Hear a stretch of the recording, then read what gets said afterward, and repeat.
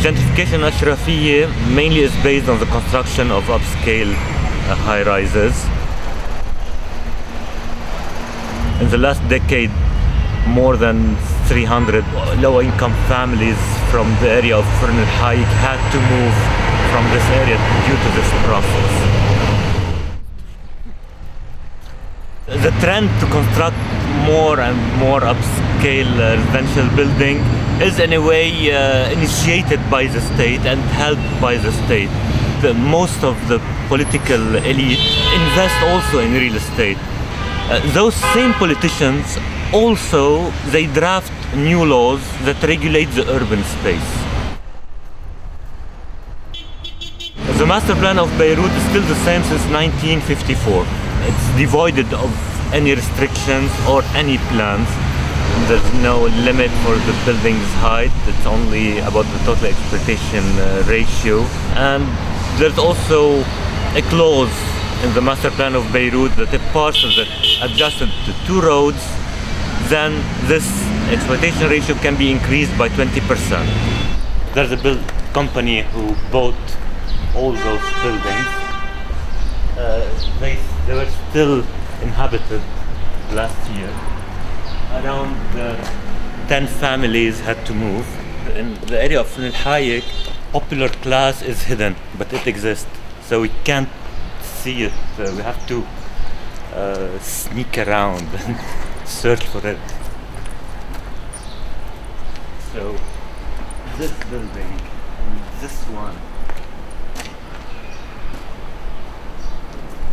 And these 2 buildings have to be destroyed all in order to make place for a new high-rise.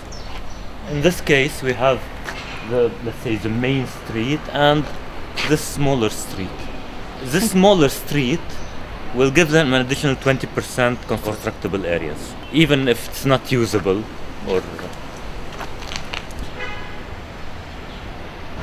The law on old rent is one of the mechanisms of this urban renewal. The rents are so low and the owners, in order to gain money, had only few choices.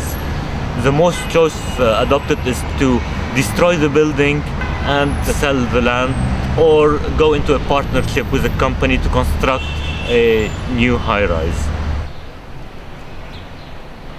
The law of construction is constantly amended and always towards higher and larger constructions.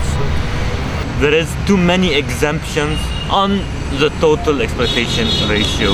At the end, all those exemptions will double the original exploitation ratio.